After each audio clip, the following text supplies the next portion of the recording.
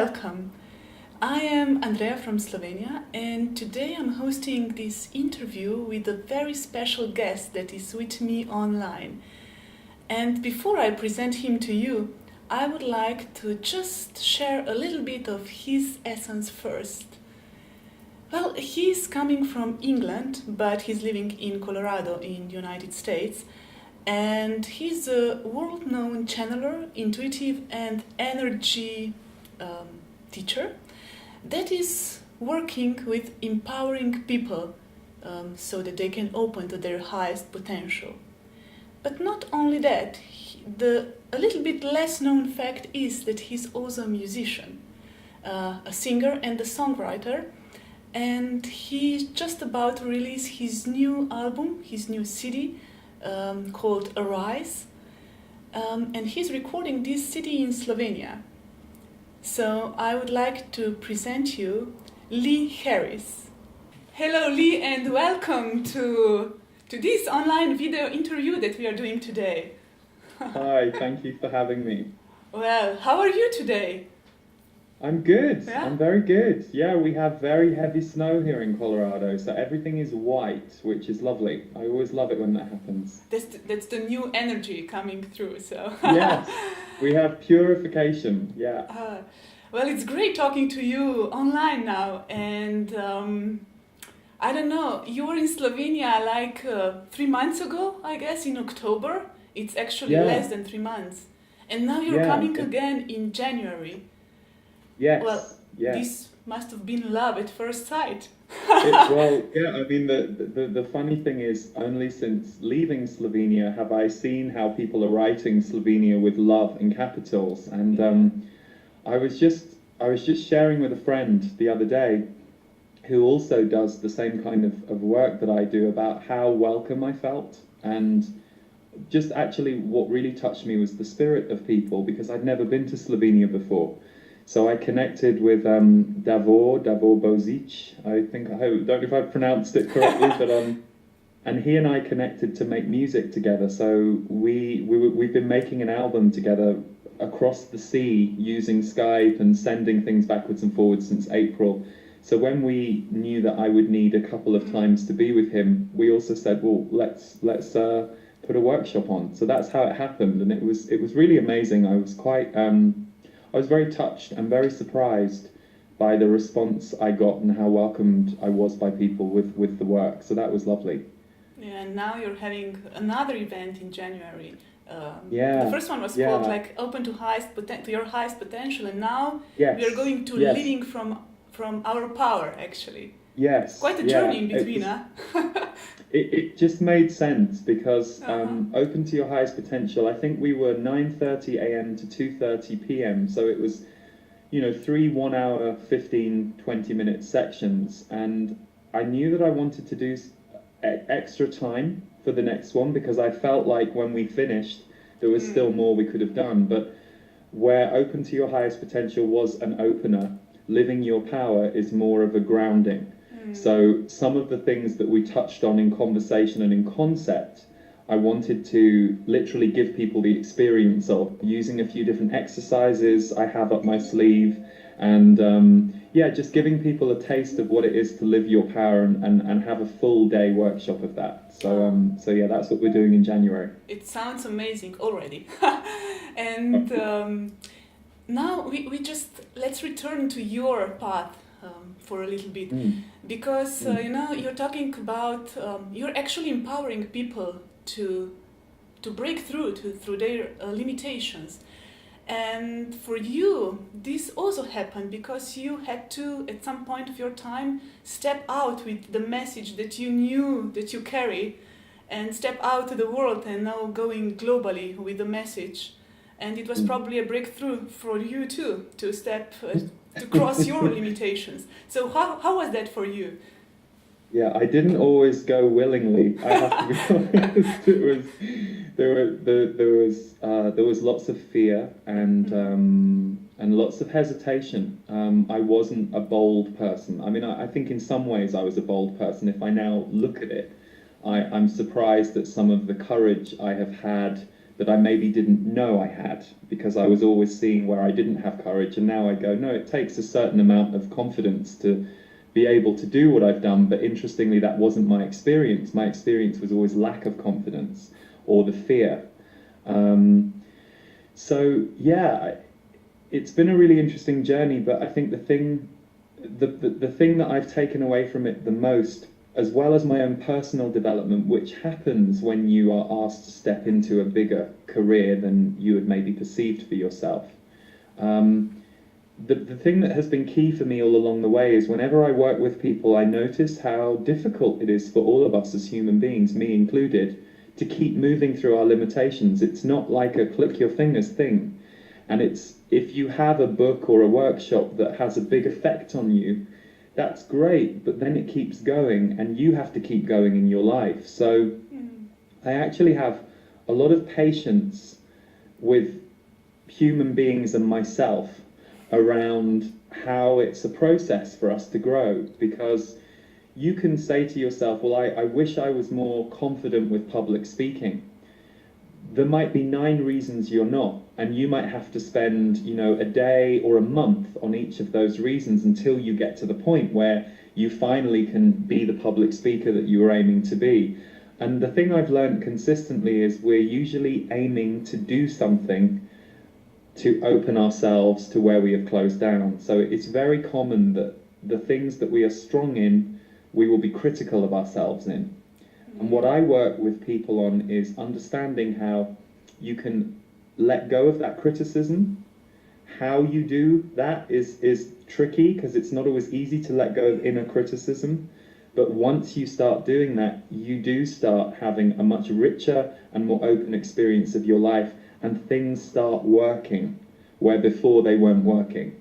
So for me, I really love, my favorite thing to hear is that people are having breakthroughs, and they'll write and say, the workshop's still moving through me a month later, and that always makes me really happy, because I know what it is for me, that I'm happy when I have a breakthrough. So if me doing the work I do can help some people with that, because I won't be appropriate for everyone, none of us are.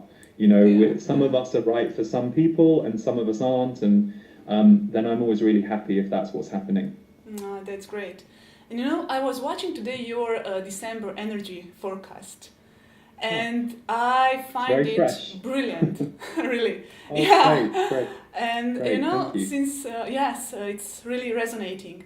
And since now the year 2013 is coming to a close, and we all know that each close also holds within the new opening, I would like to ask you, what kind of opening do you see now in this next period of time, on the horizon? What would you say? Well, the things that I see on the horizon in the now, really, what it seems is happening now and has been happening for a while, is people are really beginning to care in a way that maybe they didn't. And I'm not criticizing any of us for that. I'm not saying we didn't care before, but I think partly because people are looking at the systems that are in place and how they are or aren't helping people and the planet. And a lot of people now are asking the government to pay attention to things that the government aren't paying attention to around the health of the planet and the well-being of the world. This is a very new time. This hasn't been happening in the last 30, 40 years at such a mass level. So I think people are more vulnerable, and people are a bit nervous, understandably, about these systems moving, and also what's going on a planetary level with the survival of everything on the planet. So I think people are getting more passionate, and they are opening up more emotionally, and they are caring more. This isn't always an easy process, though. So for a lot of people, when they first start doing that, they can feel depressed, angry, afraid.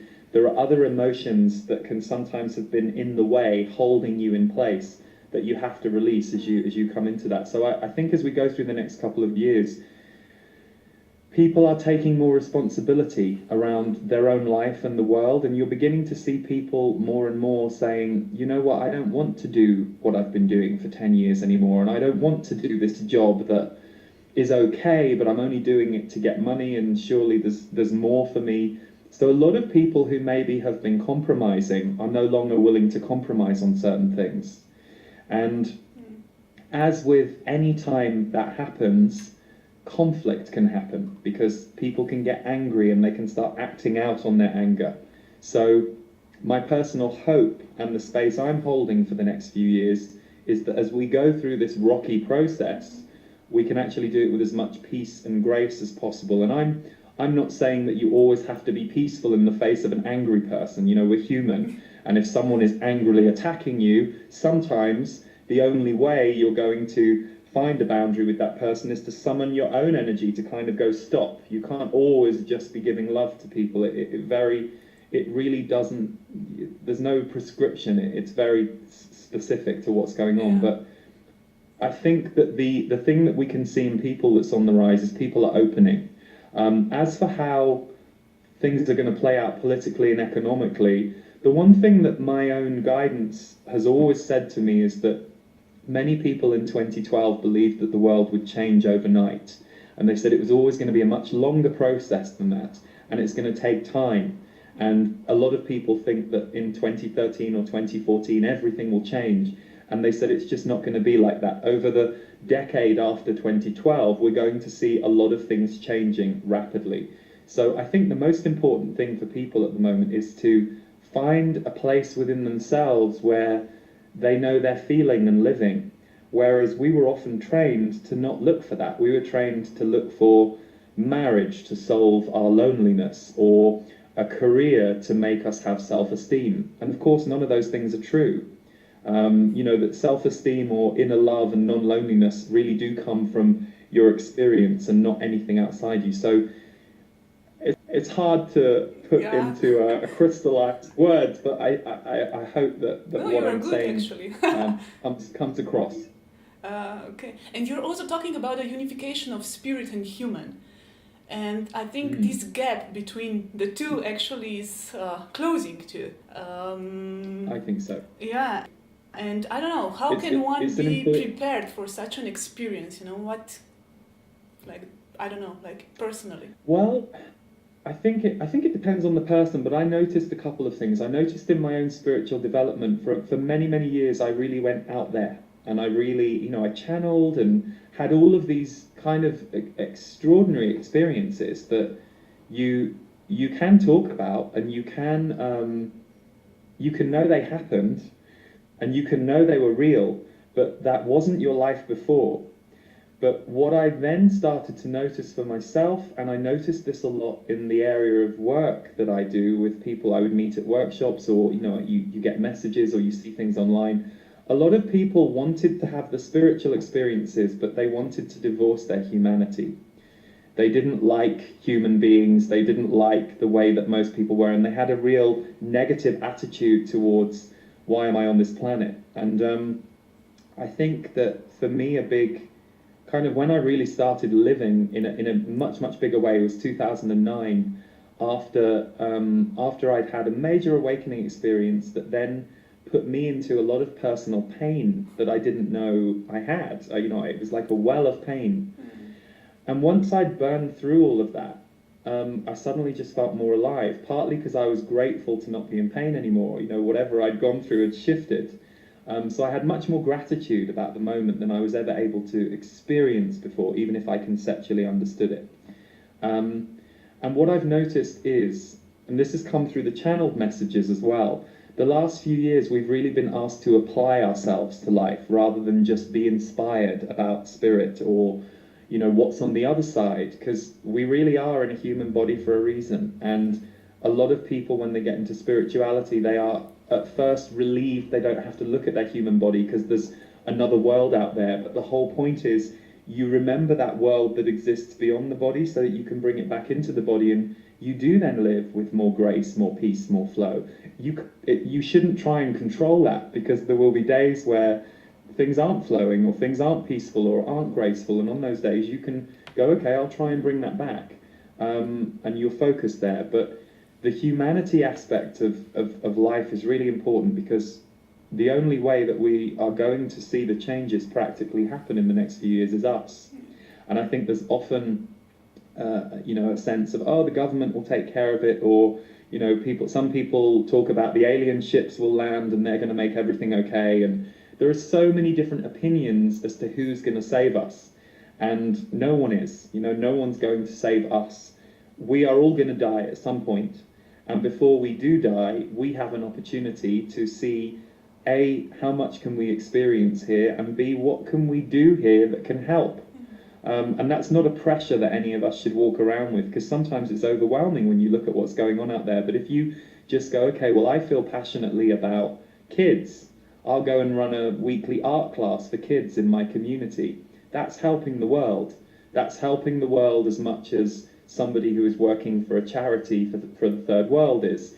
So long as we are all encouraged to keep growing and get more into our hearts, we will naturally want to do things that are helpful. We will naturally want to look after each other, but you kind of have to open the heart first. And so many of us were discouraged from doing that there's a whole wave of people who have now done that through their spiritual practice. And now what we have to do is bring that spiritual heart into the human body and start being in the world with it.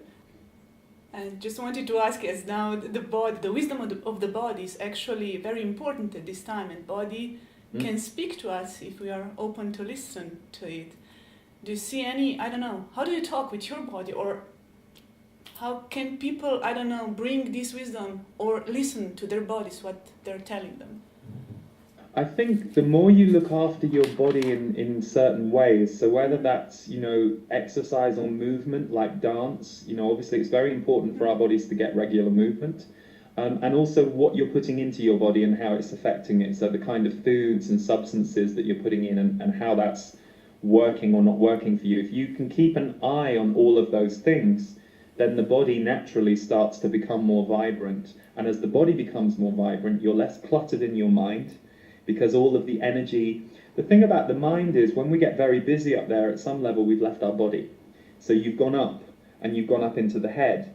And most of us weren't asked to be in our bodies. We were often asked to live in the mind, and that, you use the body for this, this, and this, but we weren't taught that our bodies were this incredible energy system that has so much knowledge that still I feel like with mine, I just scratch the surface. It's like but I'm far more sensory now than I was 5 years ago, 4 years ago, even, 1 year ago. But there was a shift for me around 4 or 5 years ago, but for me the shift came from opening my spirit more. So first of all, I feel like I opened all my higher chakras, and now my personal process is to take the openness in those higher chakras down through my lower system, and that's what I'm doing at the moment all the time in my own personal life and process. So I think for lots of people, the spirituality opens their body senses, and then we have to learn to work with them. But just to give you an example, I will pay attention to how my body feels in virtually all situations. So if I'm asked to do something for work, if somebody invites me to speak somewhere or do something, if my body doesn't feel good about doing it, I trust that. Even if my mind might go, well, this person seems very nice, you've always wanted to go to Arizona, so, I can then ask questions up here, but if something in my body is going, no, then I just trust it's not the right timing for me or for them, and I think we can get into a lot of analysis a lot of the time. And there comes a point when you have to start moving away from analysis and going, how does this feel? So a really good body test for anybody listening or watching is, if you're in a dilemma about whether to go to this party or that party, for example, just sit with both, think about the first party and see how your body feels, and then think about the second party and see how your body feels, and you should notice a difference. Usually I will notice I feel more open in my heart or my body for one thing or the other if I have to make a choice between two options. And I did that a lot a few years ago, and that really trained me into just always now paying attention to how's my body doing. Great. And since we are now in two bodies, feminine and masculine, and there's a lot of talk about divine feminine now, energy, and divine masculine.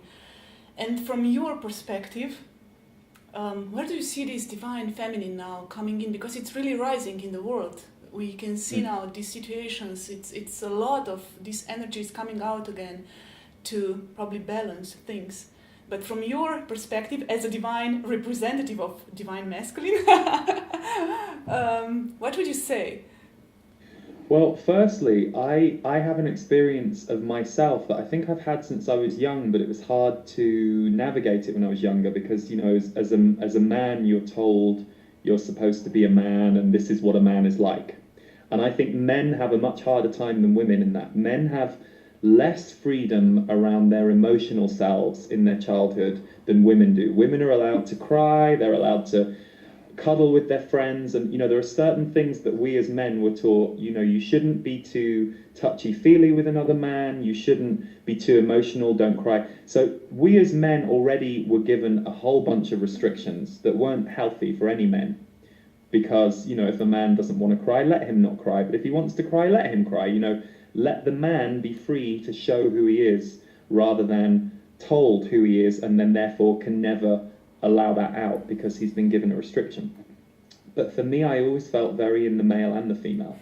I always felt almost like I was both in one body, and so I've always had this sense of the two, and I can feel the grace of both in me, and I can feel the limitations of both in me.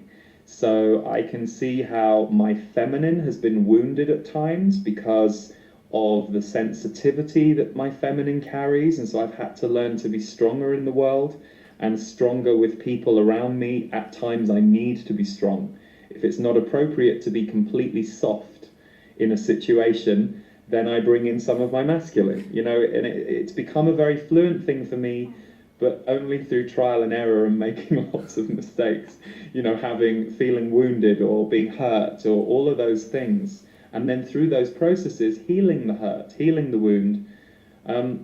The divine masculine, I would say, I feel is a harder one for all of us. I think the divine feminine is a very clear energy, and you find it very deeply in spirituality. You find it very deeply in spirit work, in intuition. It's so there because the divine feminine is open and flowing and sensory. Divine masculine has those qualities, but the old masculine, which has run the world, has always been very linear and very focused on results, and now we achieve this, and now we... And there's not really been much room for the masculine to feel around his accomplishments, unless it was an egoic feeling, which is very empty. You know, if your ego is pleased about something, it's about that big. Whereas if your feeling is pleased about something, it's enormous. It's like it's all of you. So the divine feminine is very much coming in, but if you look at society, we have a slightly tortured relationship with femininity because women have been disempowered all this time.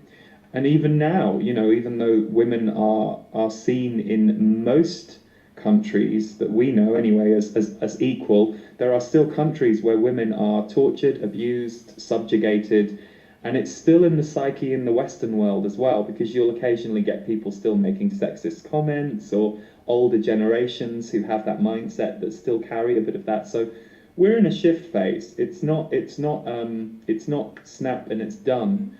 I do feel that the more women we could get in power, the better the world is going to be. The more women and the more feminine, or men who are open to femininity within powerful positions in the world, we would have a lot less of war and control and manipulation and money, greed, and all of those things that really are distorting the balance of equality on Earth. And that's actually something that you can either get scared about and angry about, but there comes a point when you have to get over all those feelings to be useful. So it's like sometimes your anger might fuel you being a campaigner against something, but if you're throwing your anger into the campaign, you're going to ruin the campaign. So by all means, feel a seed of anger in you about an injustice, but alchemize it into energy that you can actually take into the world and use. That's my personal philosophy. So what would you say it's a like compass in these times for the people to stay centered and balanced actually in these energies that are now flowing? Well, it's difficult to give one thing for everybody because, for example, the scenario of a 24-year-old who has, you know, a full-time job and then goes home and is by themselves in the evening and can look into all this stuff is very different to say, the 34-year-old mother of three who comes home and has to deal with three kids. And so I think balance is very particular to our circumstances and what our circumstances allow us to do. But the big thing that I notice that really needs focus for all of us is being with yourself as much as possible. And that means maybe taking 20 minutes a day where you're completely alone and you don't answer the phone and you're just by yourself. It could mean taking 4 hours a day, or it could mean you barely get any time to yourself, but when you're with people, you're very aware of how you're doing. So to ask yourself, is your pattern to just give all your energy away all day and then come home at 8 o'clock and be exhausted and have to just sit there for 4 hours and recover?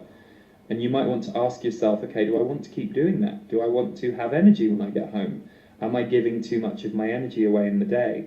So I think for everybody, the big test at the moment is, how are you experiencing yourself in the world? That's as important, if not more important, than how are you experiencing the world outside you and, you know, your job and your relationship, and how are you? And actually, when you kind of start coming into your feelings and asking yourself a few times a day, how am I? It can be a shock at first, especially if you're a busy person, because you're like, well, what do you mean, how am I? I'm doing this, and I'm seeing to the child, and I'm, you know, everything is doing. And the problem with everything being doing at a chaotic time like this is you will come off balance, because no one can kind of keep up with anything. Everything's moving so fast that everyone's like, oh, I'm doing so much, I can't catch my breath. And that's when we have to go, hey, catch our breath, because none of us will be any good if we try and keep going at that space. So partly this time is encouraging us to slow down and stop. It's getting so crazy, we're being asked to go, okay, well, I can't keep up with that, so I'll just stop, and I'll just take 20 minutes to stop and look and return to my body. So for me, that's one of the things that everyone really should be doing just as a given now, not as a luxury or a, you know, and I understand not everyone has an enormous amount of time, but you can take 3 or 4 minutes here and there a few times a day to just go, how am I? Oh, I'm not very good. Why am I not very good? Oh, well, I was just with those friends and I never feel very good when I see them, so maybe I should see them a bit less at the moment. I don't have to be annoyed at them. I don't have to make it about them. I just have to go, for whatever reason, when I go and sit with those two, I always come away and I don't feel good. I can't work out why at the moment, but maybe I just, when they ask me next week to go for lunch, I'll just say, I can't make this week, I might come in a week or two. Sometimes you don't always have the words in yourself to explain to somebody why you can or can't do something, but you don't always have to explain it. That's the thing I had to teach myself. Sometimes I wasn't sure why I couldn't go somewhere, but I knew I couldn't. And once I'd learnt I couldn't, I would say I can't be there, even if someone was upset. And then when I started practicing that more, I got more of myself back, and then I had much more strength wherever I went, and that was better for everybody. You nicely open now for, I guess this is where the empowerment of oneself comes in. Yeah. So, and taking back your authority, actually. We are coming now back to self-authority. I would say something like this. So, and this also brings us to, because how we communicate with the world, to the communication, which is now shifting. And I don't know, maybe just a little bit an insight of you, because the energy grids with the people that were around us in our lives are now like falling apart or actually opening. And we are a little bit at some point lost what is now happening, because the people are going away, and this is the point when this self-authority, you have to trust yourself, probably. What would you, maybe any comment on this? Yeah, it's a good area to look at, and we run on patterns. So as human beings, we run on patterns. You know, think about in the morning, what do you do first? You know, and most people, if you say, what do you do first when you wake up in the morning? Most people will be able to give you an answer. Some might say, I don't know, depends, whatever I feel like, and that's great. But most people will say, well, I make the bed, then I go and have coffee, then I check the email. You know, it's like there are routines in the day, and, you know, we even have a routine around our clock, and we go to sleep at this time. And so those same routines and patterns run in our interactions. So, for example, If I'm always running, and this happens a lot, and I used to do this. I used to have a pattern around my family that when I saw my family, I had to be in a good mood. And if I wasn't in a good mood, I would cancel seeing them or calling them. Because I had put myself in a position of it was more important that I was bright when I was around them. Maybe because at a young age I didn't trust that they could look after me when I wasn't bright. I don't know, I'm not quite sure where it started, but when I caught that that's what I was doing, I decided I had to go and be with them even if I wasn't great. I had to go and be with them when I was tired and had nothing to give. And we all had to learn how that was okay. Otherwise, I was going to be, screwed for the rest of my life. If I was putting myself in this position of always being the light bulb, well, that's no good for them or for me because it wasn't authentic. I wasn't able to maintain it all the time. So that was a big change for me. So, for example, if every time I come round to your house, you open the door to me, and I'm like, "Hi, Andrea, so good to see you." You're just used to that, so you always go, "Yeah, good to see you too," and you start talking about something. If one day I come round and you open the door, and for the first time ever, I'm like, "Hi, Andrea. Hi."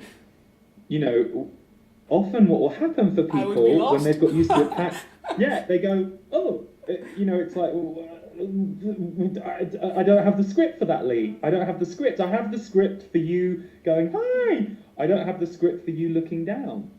And so I think often what stops us making changes in relationships is we're nervous of change. We're nervous of the other person having a funny reaction. People will have a funny reaction, and they'll have a funny reaction once, maybe twice, maybe 3 times, but then they'll adapt. So the third time you open your door to me and I'm like, "Hi, Andrea, yeah, hi." You'll be like, "Hey, come in, are you okay? You look a bit..." You'll just have got it. So this is the thing, I think people also have to be honest with themselves about when you change a pattern with somebody, the other person is going to have a reaction, so they should.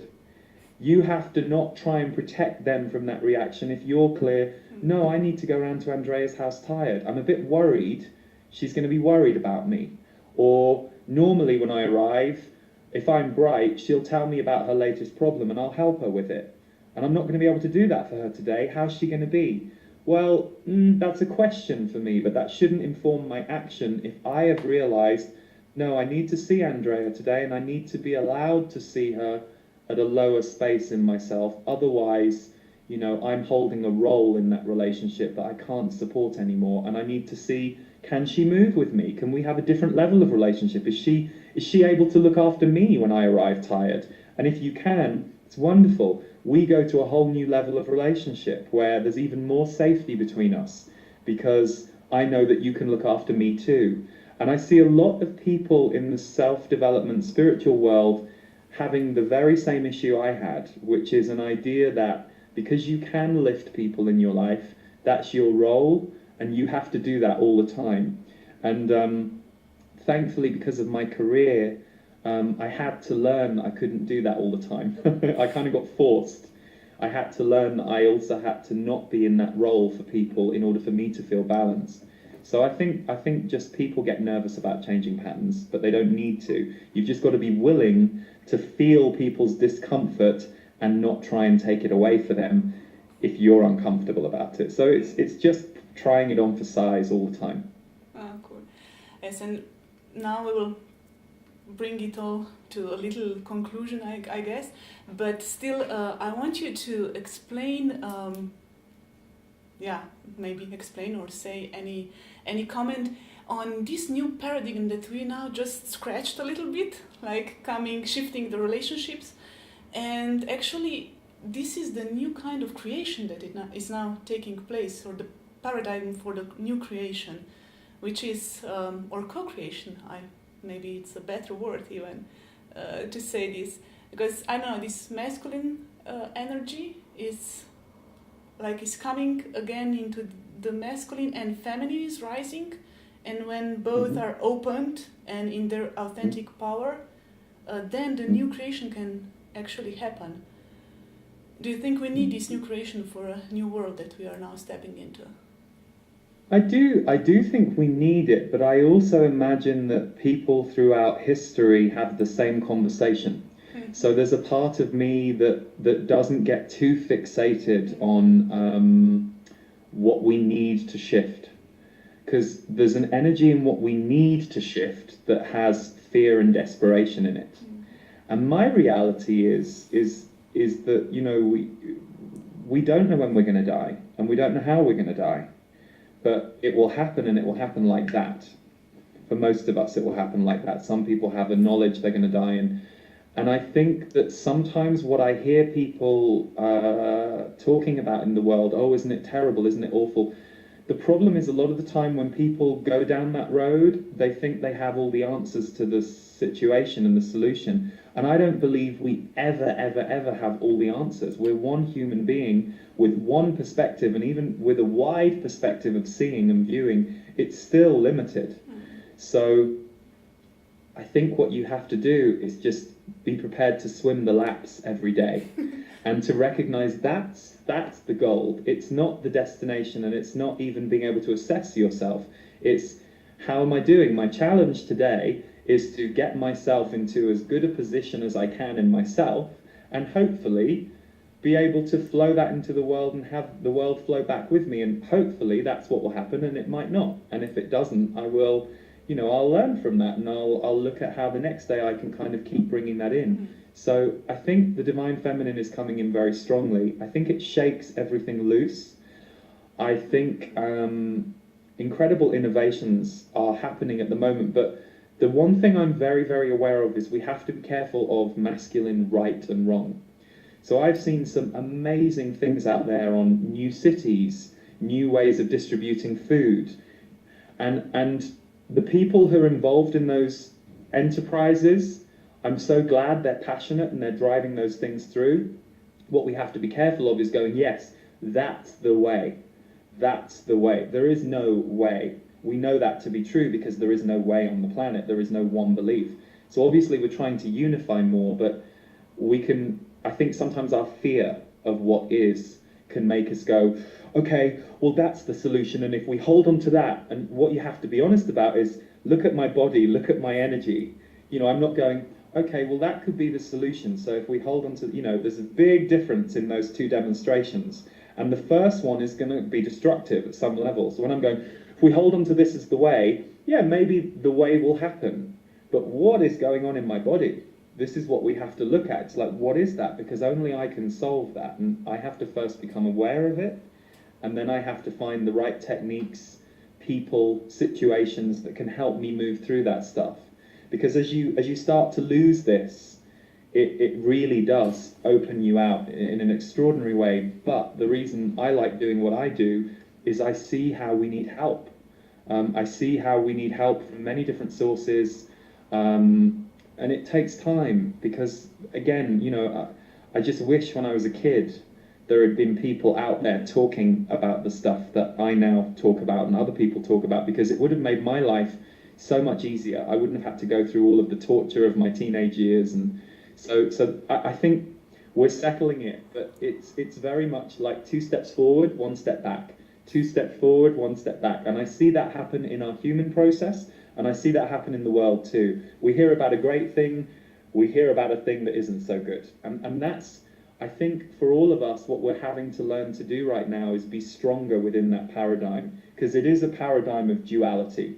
And it's not easy. I'm not happy to know that there are people suffering around the world in ways I'm not. That doesn't please me. I can't bypass that in my body. Yes, I can be grateful for life. I can be grateful for being a spirit in form. I can be grateful for that. But I don't have to be happy or even okay with the split on our planet. So, you know, part of my thing is, how do I keep opening myself to try and help more, and what are the ways I can help more as I'm able to? Yeah, it's I guess I think it's a beautiful perspective, this stepping out of the duality and stop judging things like right and wrong and be neutral. This is probably our next step into this. And I think underneath it all is just the word acceptance, because I think, you know, it's not easy to accept things sometimes. it's hard to accept the loss of a loved one when you're grieving. It's hard to accept that you're having a rough time with your physical body if you're experiencing an illness or a disease and you weren't used to that. Those things can be hard to accept, and I think it's okay for us to go, I'm angry that I've got this disease, for as long as you need to be angry, or I'm in grief. But there's a big difference between being conscious of the emotions and letting the emotions play out. So if I were to say to you, hey, Andrea, I'm really angry that we're doing this interview, and that's my issue, and I'm working through it, but I've got some anger about it, and I don't know what it is, and I just want to let you know, yeah. Or I come onto this interview, and we start, and you're interviewing me, and I'm like, yeah, it's okay. Yeah, I like spirituality, Andrea. Yeah, I'm coming to Slovenia. Yeah, oh good, yeah, Divine Feminine's great. You know what I mean? So it's like, I can either go, I've got some emotion moving through me, I'm noticing it, and I'm going to kind of keep noticing it and seeing if I can move it or get curious about where it's coming from, or I can not have that awareness and I can just throw it all at you and make you the person I'm blaming, which is very masculine. It's a very, it's right or wrong. And there is no right or wrong, really, when you boil it down. It wouldn't be your fault that I'm angry about doing an interview because I've agreed to it. So what, why would I?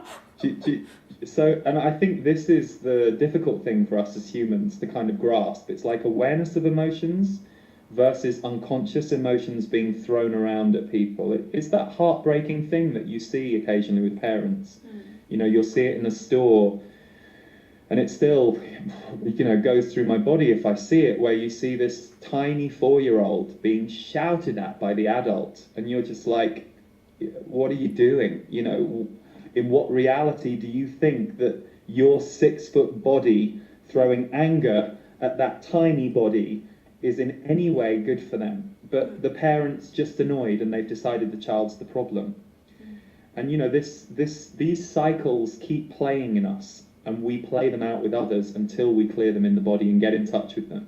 So that's why when I do workshops, I really enjoy doing the workshops, because even though I do a lot of work online or on a video and people can receive that in their own home, the nice thing about being in a room with people is you can create a really safe space, and you can create a place where people can come and put their attention on something like living your power, but they're in a safe place where we're going to explore those emotions together as a group, and we'll try out some things so that when you go home, it's not just that you heard a load of information, you actually had an energy experience with people and you started to get, oh, okay, I could try this out, and then you can go home and try it out. So that's why I like doing the in-depth work, because you can really, you can do exercises and you can walk people through things and people start to feel it in their body, and that's what you're looking for. Mental information, it's that much of the pie.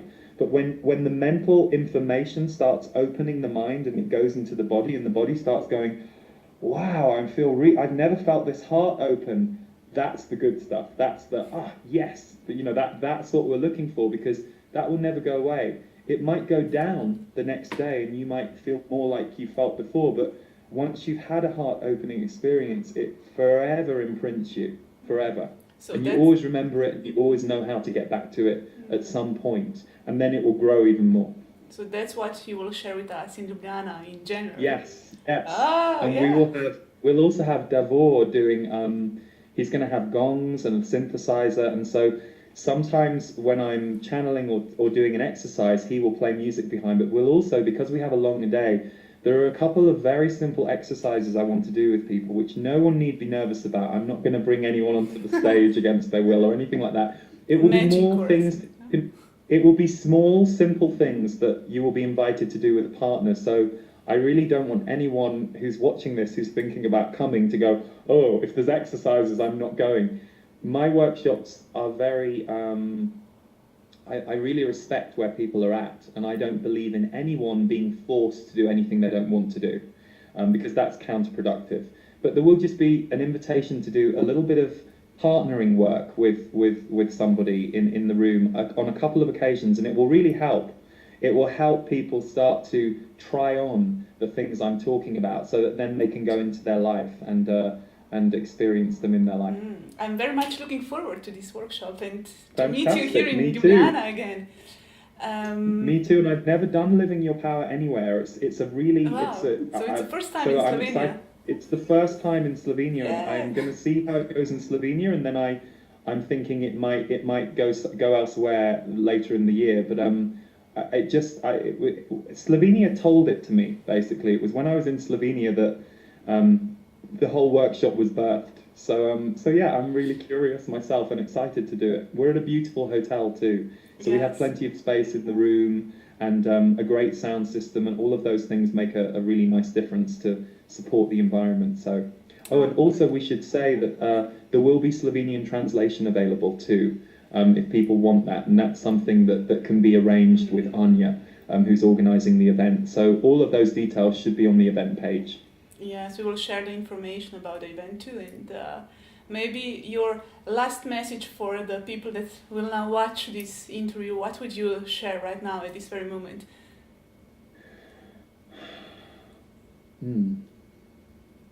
It's all much simpler than we have been led to believe. And I don't mean in information. I don't mean there is some key line that you can live by in life. But it's so much more about feelings than we have been led to believe in the decades that we've been alive. And what I experience in the world right now is people are coming back to their feelings in a really big way. And that's why it's uncomfortable at times, because it's sudden and it's fast and people are having catalytic experiences. But once you've gone through some of the discomfort in you, you then start to get to the good feelings. And so that's why it's important to not shy away from your feelings. And there are so many things out there in the world now that can help you with that, whether it's my work or the work of someone else or some activity you decide to go and do. But I think the thing that for me always goes through my head is we can die any day. And if we remembered that, we would live far more every day. And it's something I remind myself constantly if I catch myself not fully experiencing things that I would like to experience. And that can be sitting quietly. It doesn't have to be that you're doing an amazing thing all the time. It can be that, wow, I'm just going to sit quietly and look at the wall for 20 minutes because I just want to catch up with my life. And you wouldn't normally do that. You normally would think, well, no, I need to clean the kitchen or I need to phone that person back. So break your pattern a little bit and go, what do I want to do today that's different? Because when you start doing that, you start bringing different things to you. And so many people will go, I wish my life could change. And I'll say, well, what have you changed in your routine in the last year? And they'll often go, well, so it's logical, it's like if you want to create change, start making small changes that you can and see what happens. Oh, thank you so much. Thank you for sharing your heart actually today. And well, thank you for inviting us to share our hearts, and I think that's what we're all doing now. And yeah, I think it's great. I really love being around more heartfelt people at this age in my life than I've ever been around, and it helps us all. It's like when we're around others who are in their heart and we can all be that together, we really grow. So thank you for doing this and for doing the interview, and I really look forward to the workshop. Yeah, me too. I'm really looking forward to see you in Ljubljana again. And for now, I will just say thank you and I wish you also much success with your new CD.